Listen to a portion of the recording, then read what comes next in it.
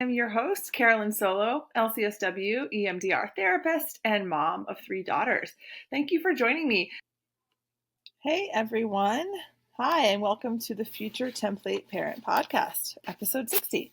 I'm Carolyn Solo, Dr. Carolyn Solo, PhD, LCSW, and EMDR consultant, and mom of 3 daughters. Thank you for joining me today. I hope you enjoyed last week's episode. It was my interview with the one and only Kelly McKenna of Sit with Kelly and Business of Therapy, who also happens to be my business coach. If you haven't listened, make sure you do. It's gotten a lot of downloads already, so I know people are enjoying it. Today's episode is all about, just a little transition here, about clinical tools and what are the clinical tools that you need to be an excellent intensive EMDR therapist. First, I'm going to talk a bit about why you need excellent clinical skills to be an EMDR intensive therapist. And then I'm going to talk all about the clinical skills that I think are the most important and how I can support you in being really, really adept at using them. So, first point is, why do you need solid clinical skills in an intensive? Well, I feel like you can't hide in an intensive, right? You cannot just sort of do some phase 4 processing and not get too deeply into it and just cross your fingers and hope everything goes okay. That might work for 50 minutes, but does not work for 5 hours. Like, you will be doing heavy phase 4 processing in an intensive. You are not going to be in that resourcing for months stage here.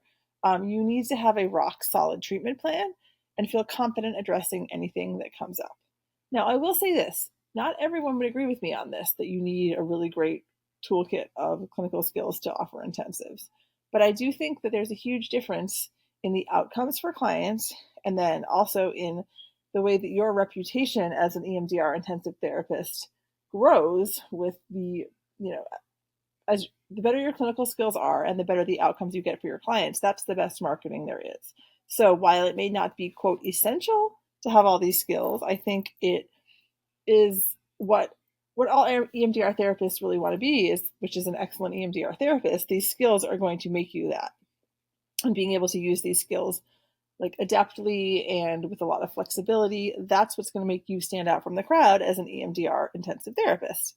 And the more you stand out from the crowd, the more you're not just another face in the sea of people who are jumping on the intensives bandwagon. You know as well as I do, I'm sure, that everyone and their mother is talking intensives now, which is good. It's a good thing, but you also want to be at the top of the curve. You want to be the best of the best. And these skills that I'm going to talk about will help you with that.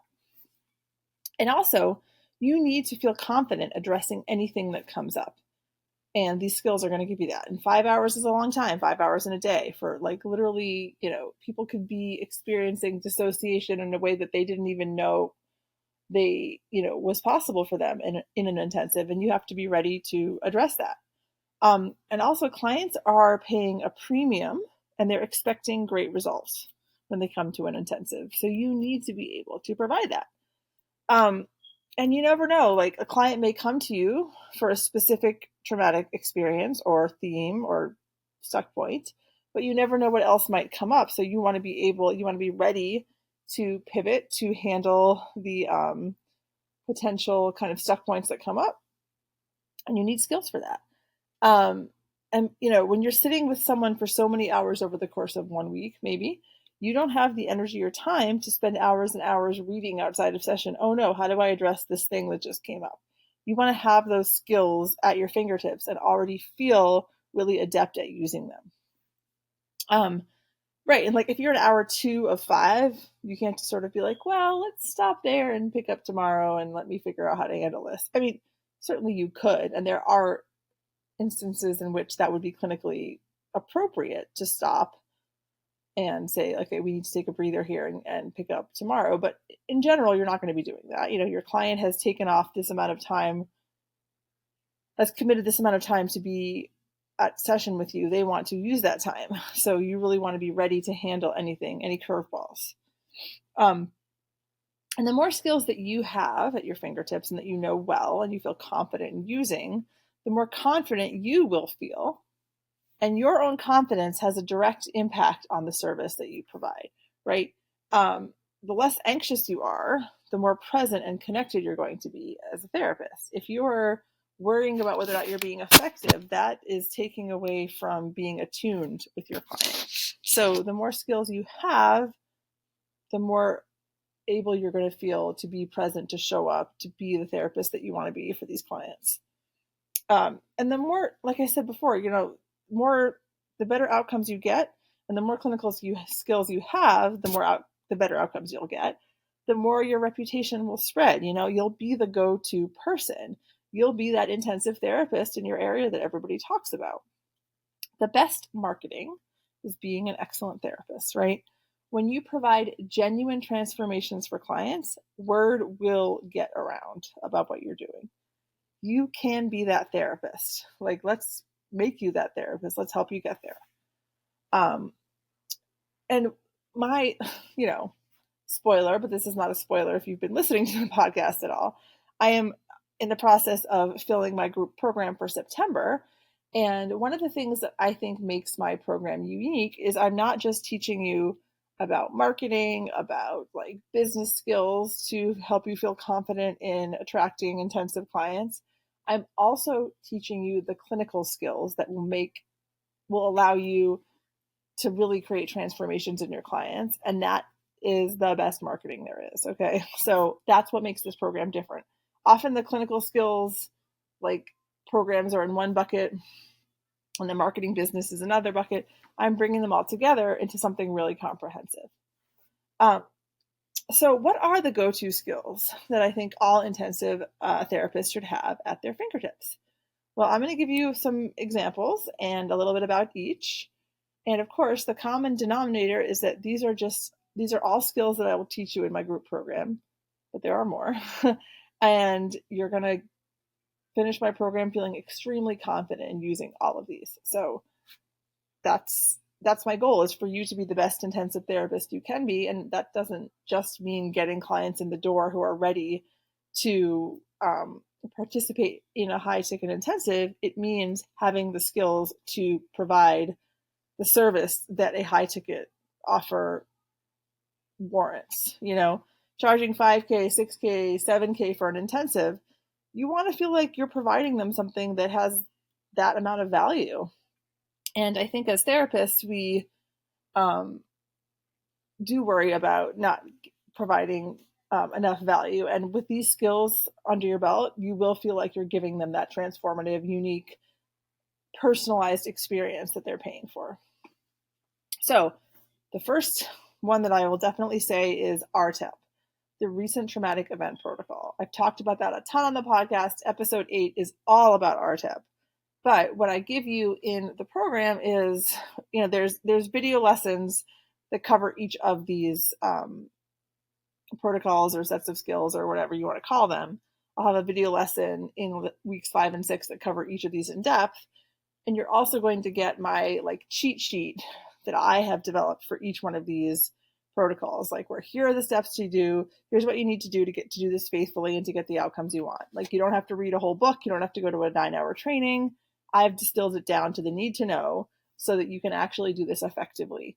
So that you have something sitting in your notebook, when you're doing your intensive, if you want to quickly refer to, but you're going to feel really confident. So RTEP is great because it helps you create a really coherent treatment plan for the presenting issue that the client is coming in with, right? You want to have a theme or an event. We don't really usually bring in clients for an intensive who are just I just want to do longer sessions. I mean, that's certainly okay. I think of intensives as very much organized around a specific issue. That really helps me in terms of the treatment planning and also in terms of measuring outcomes and getting good outcomes. And RTEP is beautiful for that. So you will learn all about how to do it. You can also listen to the podcast episodes in which I talk about it, because I give you a lot of, I think, feedback and information that you can start in right away. But you also get sort of my quick and dirty cheat sheet. Here are the steps. Here's what I say. Here's when to say it. Just to have for your own, to follow and to refer to, until you're so good at it that you don't need to refer to it anymore. Just now standard protocol, you don't need to be looking at your notes, right? you will get there with RTEP as well, but I'm giving you that scaffolding before you get there. Another set of tools that I really, really stress and that I like to teach in intensives for clients, for therapists who are offering intensives, is preparation tools for highly activated clients. So if you have a client come in for an intensive who is just getting really overwhelmed, is having tons of affect, is feeling like they can't even touch some of the issues that are coming up, you're going to use either the ASSIST protocol, ASSYST, which stands for Acute Stress System Stabilization Protocol, I believe. And then I also give you a full description and explanation of what's called CPAS, which is a Jim Knipe protocol from his EMDR Toolbox book. And it stands for the constant installation of present orientation to safety. And that's very much a titration tool where you're kind of moving back and forth between the client, like touching a really intense part of memory for like a few seconds, and then coming back and reorienting to safety in your physical space in the room that you're in with them.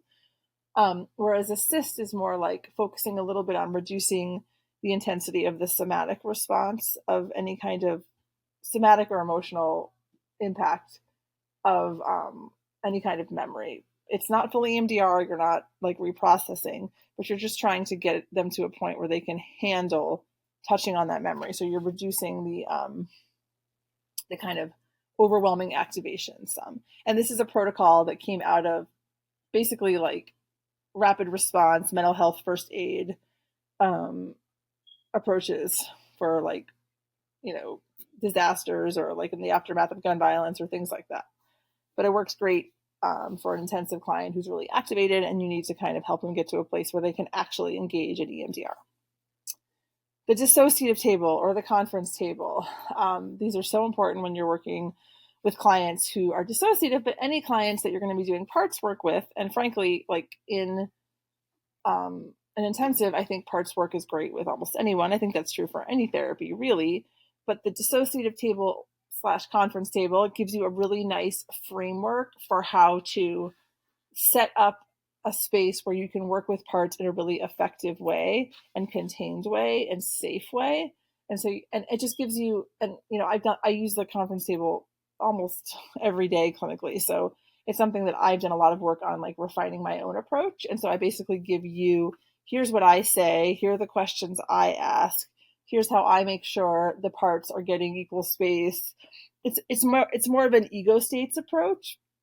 I'm going to talk in a second about IFS informed EMDR, which I use as well, but this is much more of an ego states approach. You're not necessarily talking about protectors and exiles in the same way, but it's the same idea. And I also talk in the sort of cheat sheet I give you, and I'll talk this through in the lesson in a lot of detail, how you use the dissociative table / conference table in the midst of an intensive when you need to sort of jumpstart stalled processing, like basically using it as an interweave. You can use it as a preparation tool, certainly, and I do. And the workbook that I provide for you to use with clients has a parts work element to it. And that workbook is the workbook that I have you give clients prior to the first intensive day. So they've actually done some parts work preparation by the time they arrive in your office for the first day. And so you're going to do some parts work with them in that way and review it obviously with them in session.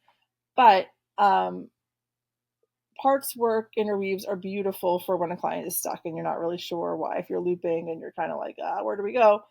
Parts work interweaves are great. And so I lead you through kind of the steps that I take to do that in the cheat sheet and then also in the lesson. Next, IFS informed EMDR. So I've taken like a 3-day training on IFS informed EMDR. And I have taken all the knowledge that I accumulated in that and sort of distilled it into like the need to knows. And so basically I talk about how IFS informed EMDR, what it looks like in all the 8 phases, and then what does it really look like in sort of in the preparation parts work piece, but also in phases 3 and 4. And also there's some interesting stuff in IFS informed EMDR about like asking for parts consent with things like the negative and positive cognition, checking in with different parts about the body sensations. So not just doing like a global, like, what's the distress level you're experiencing now, but kind of like, how does this part feel about this? How does that part feel about that? And using a lot of IFS language and perspectives when you're actually doing the sort of the traditional 8 phases of EMDR. So I have kind of like it's a pretty hefty document that I've created, but I think it really gets at all the important pieces and allows you to integrate that stuff pretty seamlessly without having to enter a lottery and, get fully trained in IFS before you can use any of this, because I don't think that's necessary. I think that it's absolutely fine and good and wonderful if IFS is your jam and you really want to do your level 3 training and be an IFS consultant or whatever they call it and all that stuff. Great. I don't want to do that. EMDR is my therapeutic home, but I find some of the principles and approaches of IFS to be useful. And I feel like, like all brain and body based therapies, I have a good understanding of the neurobiology behind things like IFS. And I've also done a ton of ego states training. So I do feel like I'm able to integrate them without having to spend many, many years in training to be an IFS therapist. So anyway, all that to say, I think that the resources that I provide and that I'll talk you through will allow you to very comfortably bring the two together. And it's not going to feel like you have to learn this whole new thing. So yeah, my IFS informed EMDR and interweaves. It's a great thing. I have a few handouts called about encouragement interweaves, which is a great term that I learned from Cambria Evans of Zero Disturbance. And she talks a lot about how do you just help clients stick with the process when it gets hard? And that's often what an interweave needs to do. It needs to kind of help them recognize that they are able to learn and integrate something now that they weren't able to do then, whenever then was. And I think that can be super empowering. And that's essentially the point of these encouragement interviews. It's kind of like, notice how strong you are right now to be sitting with this intense material. What does it feel like to notice that? And then you can kind of install that. I mean, that's basically a resource, right? If they can come up with a positive answer to that question, beautiful opportunity to install a resource. So talk all through that. The where there are no words, early preverbal trauma stuff. Love this stuff, and it's so important for everyone. I think all EMDR therapists, intensive or not, would benefit from all of this. But so much of what our clients are impacted by is preverbal, and they may not be aware of that, right? So having a really good handle on preverbal trauma is so important, and processing it when it comes up. And if you've never done that work before, it is different. The phases do look different. Where There Are No Words is Dr. Sandra Paulson's book on preverbal trauma. And it's fantastic. Like all of her work, it focuses on really, really dissociative clients. And yeah, really, really dissociative clients most likely have significant preverbal trauma. So, that makes sense that you would need to use it. But a lot of people do. And in an intensive, again, this stuff might bubble up in ways that clients don't expect. So you want to have that capacity to address that as it comes up. So Sandra Paulson's book, Dr. Paulson's book, is phenomenal. It's very dense, though. It's very theory heavy. It has lots of acronyms. It has lots of illustrations. It goes on and on and on before you actually get to, okay, but what do I actually do? How do I actually do this? And I'm not trying to discount the importance of theory and of, all the background that she provides and all the preparation that she provides. But clients who aren't that severely dissociative are not going to need all the preparation steps that she describes. And it's okay to just want to know okay, but how do I access preverbal trauma? How do I do that? I just need to know how to do it. I need a 3-page document that tells me exactly what I need to know. And I don't have to read this entire book. That's what you get. So, and again, you get my, in the video lesson, my kind of here's my take on how to do it. Here's how I do it. And then you have this wonderful reference sheet that you can use. You can have it in, I know a lot of people have what's it called? A binder with laminated pages in it of different protocols and stuff that they can flip through. Great place to put that. and you'll just have it to refer to in the moment when you need to. If you're like, oh my gosh, I'm pretty sure I know what to do, but like, let me just have this to look at. Great, it's right there. And you don't need to reinvent the wheel. I have done this for you. I have created this for you. It's there for you. Please don't make yourself go through a million trainings and try to distill all this information yourself. That's what I have done for you. And then one last tool I want to talk about really briefly is GTEP. That's one that maybe people haven't heard about as much. It's the group traumatic event protocol. Yes, group. And it's actually really interesting because it's a great way to do an intensive, to do some group sessions. And group GTEP was developed like ASSIST for working with populations in the aftermath of major disasters, like a group of people that have been through something really severe and need to feel better soon. Like it could have been a few days prior. It could be ongoing. We're talking like tsunamis, war, like people living in refugee camps, like stuff like that, like major stuff. And it's been used in those, it was developed for those settings and it's been used in those settings. Dr. Ignacio Herrero is the person to go to for everything GTEP and ASSIST. This is where so much of this comes from, and RTEP actually. But one cool thing about GTEP is that it's very art therapy based. You don't have to be an art therapist to implement it, because I sure am not. But there's a lot of drawing involved, which is super cool. And part of the reason for that is, one, you're doing it as a group, so you can't all be talking, right? Because that just isn't possible, and it wouldn't maintain the right amount of confidentiality and all that stuff. I mean, confidentiality is tricky in a group, but you certainly don't want people talking about their own individual experiences too much.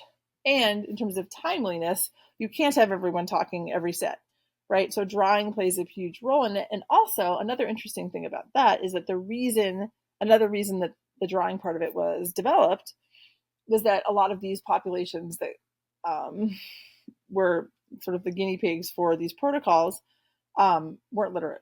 Or some of them weren't literate. So the writing was not an option. Or maybe there was a language barrier, right? And so, listening to all the language could be hard. So the drawing is kind of a universal language that almost anybody has access to. So that's kind of cool. And I could see how if you have some art therapy training, how doing that GTEP protocol could be GTEP protocol. The P is protocol. Could be really, really cool. And you could bring such a unique, rich, level of knowledge to it that I would not be able to. But I am very excited about the idea of like group intensives, maybe as part of a retreat setting, like also having some individual. That's something I'm going to be working on now that I'm in a beautiful retreat place, Vermont, and we'll be teaching to you all as in the months to come. So I'm excited to develop some more resources for you all with that as well. But so those are just a few examples of things that you're going to learn how to do, in addition to developing your structure of your intensives, marketing them, setting a fee, getting referrals, all that stuff. But you also get 2 full modules of all these clinical skills and more. So, you'll get my quick and dirty cheat sheets, my I do the training so you don't have to, access to my Google Drive for this training that has all the step-by-step instructions, you get your video modules, and then of course we have every module. So every module is 2 weeks.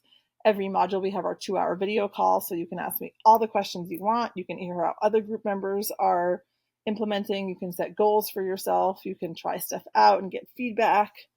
You're also going to have access to the course is stored on the Circle platform.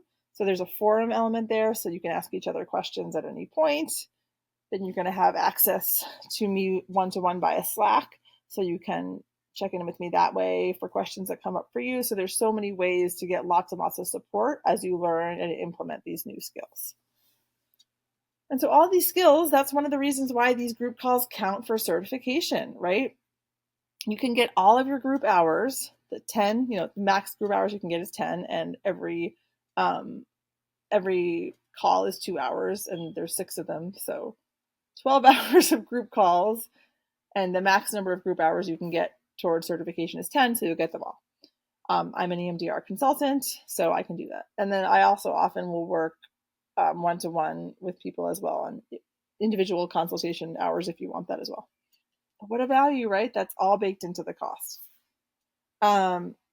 So if you are intrigued by this, if this is sounding good to you and you want more info about the program, please check out my Instagram at Future Template Parent. Please check out the group page, which is www.futuretemplateparent.com/12 week group. 12-week group. So www.futuretemplateparent.com/12-week group. And feel free to email me or DM me on Instagram. I want to answer any questions you have. I want to help you work through any blocks you might have about joining the program. The therapists who have already signed up, I'm so excited about them. It's going to be the most amazing group of EMDR business besties you can imagine. It's just going to be a wonderful networking opportunity as well, and just like the opportunity to meet some really cool people and work with them. And I'm hopeful that I might offer an in-person retreat next summer for therapists, EMDR therapists and intensives. And maybe some of us will be there next summer. So we might actually get to meet, and it'll be in Vermont. So it'll be gorgeous. Just have to say, it's barely reached 80 here in over 2 weeks. And I know a lot of you all around the country, that sounds like a dream. So summer here is pretty awesome. So anyway, I'm getting ahead of myself, but I am excited about that possibility. So don't miss out on this group program. We're filling up fast. I would love to have you get in there. I can't wait to chat more if you want more information about how I can serve you best. So thank you as always for listening. Today we talked clinical skills that you need to be an excellent EMDR intensive therapist, and how I can be the one to provide you that training and support you need to be really, really competent in using these skills. Don't forget to be in touch on Instagram, on my website. So next week, episode 61, all about accountability, which is another missing link in group programs, I find. That you get a lot of information, but no one's holding your feet to the fire to make sure the stuff is getting done. And I know how crucial the implementation piece is from my many years of teaching. I was a high school teacher for several years, and now with my PhD in social work, I have taught graduate students for several years. Accountability is key. And the program has lots and lots of ways that we build in accountability. So I want to guarantee, and I can, with this accountability piece, guarantee that you can book a 5K 15-hour intensive before the program ends. I promise, if you do the work. And the implementation and accountability will help you do that. So yeah, that will be next week. Can't wait to give you all the details on that. Until then, thank you as always for listening. I hope you all are enjoying a wonderful summer. I can't believe that July, one of the wildest months of my life so far, July 2024, is close to wrapping up. But as always, thank you for being a part of this community. And please, something I always forget to say, please rate and review the podcast on Apple Podcasts or on Spotify or wherever, because that helps the podcast sort of get a lot more visibility, and then other awesome EMDR therapists can learn all the great stuff that we are learning here together. So please do that. Thank you so much as always. Take care. Talk to you next week.